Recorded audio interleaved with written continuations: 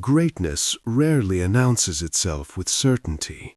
Sometimes it arrives wrapped in doubt, in noise, in a voice the world calls too loud.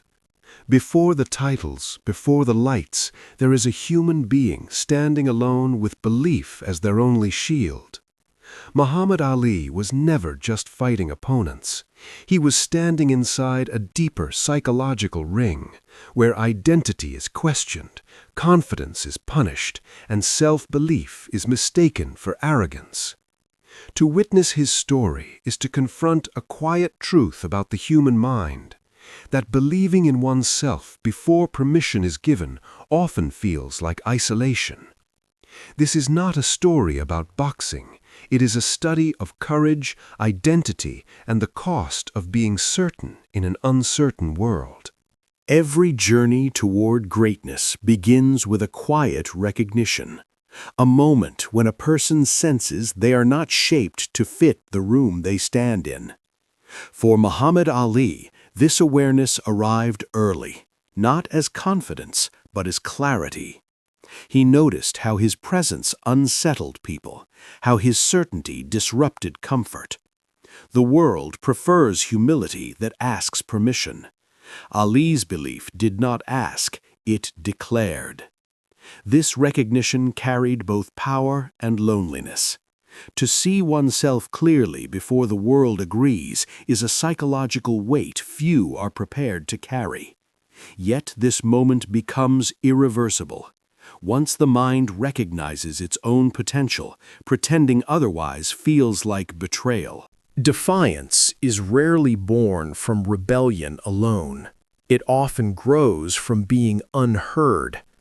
Ali's early life was shaped by environments where respect was conditional and dignity easily denied.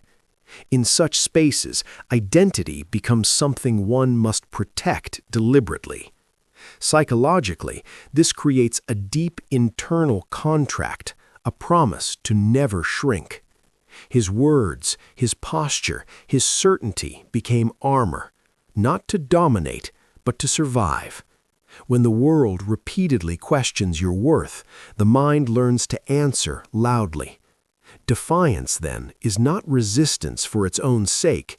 It is the preservation of self in a system designed to erode it.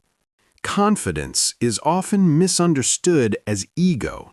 Psychologically, it can be something far more fragile and necessary.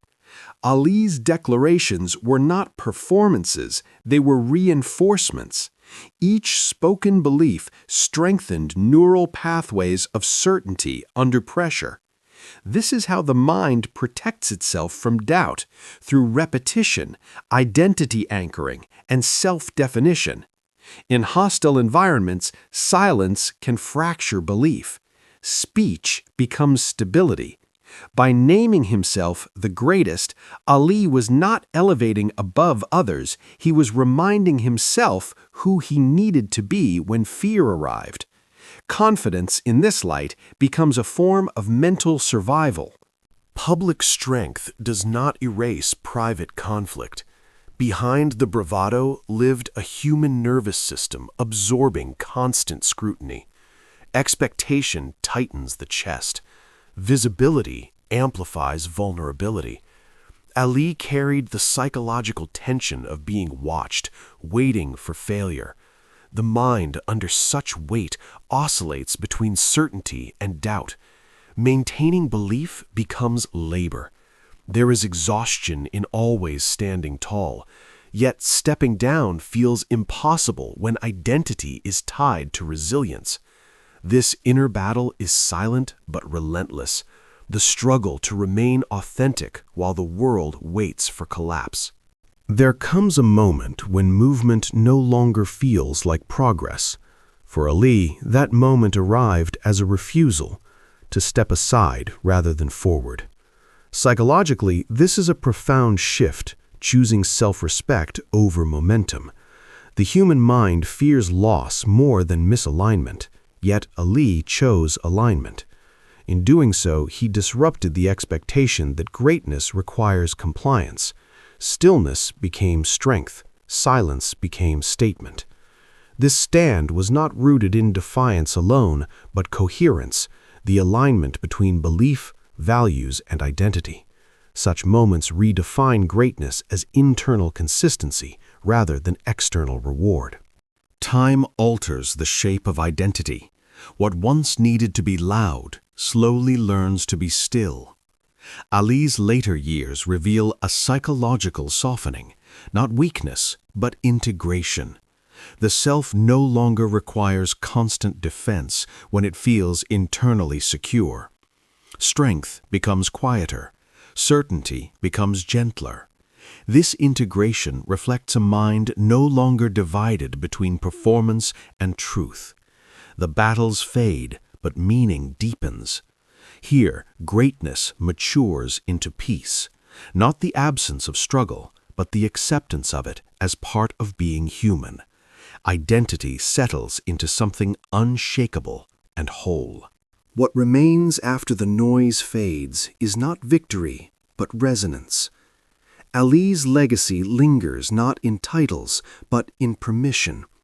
Permission to believe before validation arrives. Permission to define oneself without consensus. Psychologically, this is his greatest contribution. He leaves behind a mirror reflecting the courage required to stay whole in a fragmenting world. Greatness, in this sense, is not dominance, it is coherence.